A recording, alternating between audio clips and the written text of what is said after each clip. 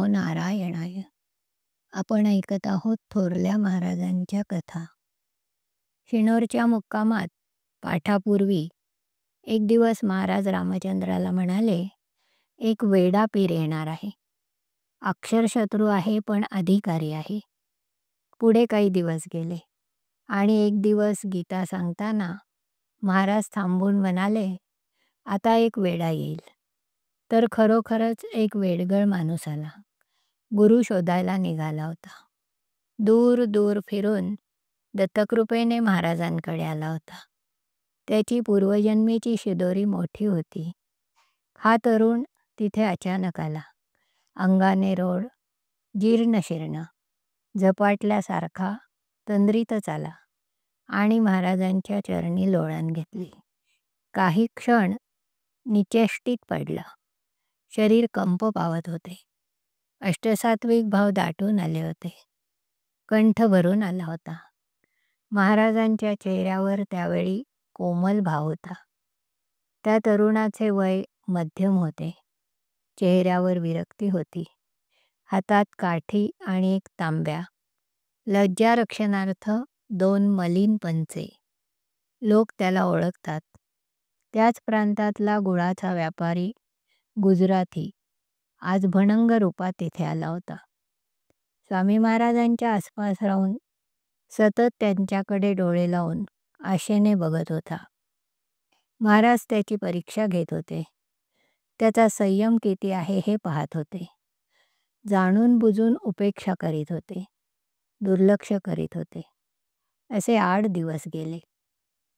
9व्या दिवशी त्याला म्हणाले, तू इथे वेळ का घालवतो आहेस?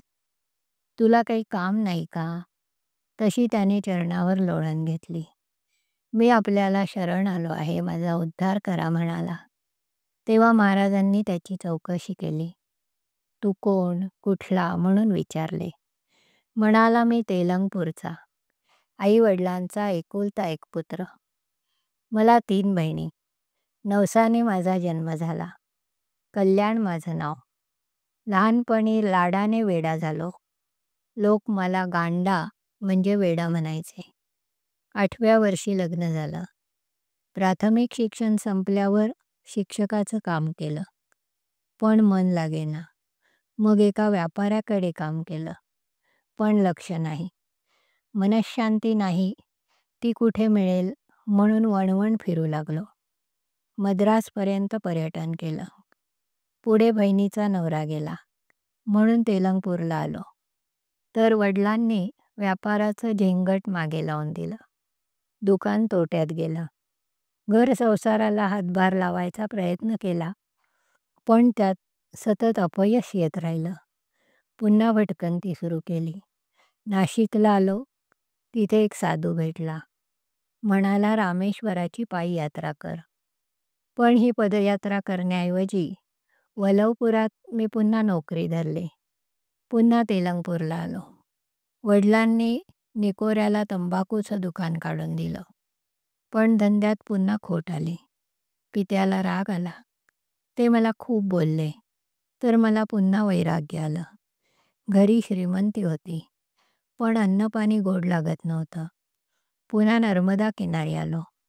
शूलपाणेश्वराच्या अरण्यात तप केलं. भिल्ल लोक मला देव म्हणून पूजायला लागले. तर पुन्हा मनात वैराग्य उत्पन्न झालं. तिथून ओंकारेश्वरला आलो. झोपडी बांधून राहू लागलो. तिथे पांडुरंग बुवा होते. ते नर्मदा परिक्रमावासींना मदत करायचे. त्यांना शरण गेलो. तर त्यांनी नेमावरच्या सिद्धेश्वर मंदिरात अनुष्ठान कर म्हणून सांगितलं. अनुष्ठान केलं तर आपली कीर्ती ऐकली. म्हणून आपल्याला शरण आलो. आपली नेमावरला भेट झाली नाही. पुढे आपल्या मागे चिखलद्याला आलो. आपण आणखी पुढे गेला होतात. नंतर गरुडेश्वर, तिलकवड्याला, चांदोदलाही नाही भेटलात. आता इथे शिनोरला आपली भेट झाली. सद्गुरू राया, मी आपल्याला शरण आलो आहे. शरण आलो आहे. माझा स्वीकार करा. एवढ्यात गांडाबुवांचे आप्त त्याला शोधत शोधत स्वामी महाराजांकडे आले. महाराज म्हणाले, काळजी करू नका. योग्य वेळी तो घरी परत येईल. गुरु माय गांडा लेकरू असं हे नातं होतं. गांडाबुवांचा पूर्ण समर्पण भाव होता. गांडाबुवा म्हणजे संपूर्ण शरणागतीचं मूर्तिमंत उदाहरण. आज आपण इथेच थांबू. अवधूत चिंतन श्री गुरुदेव दत्त. हरि ओम तत्सत.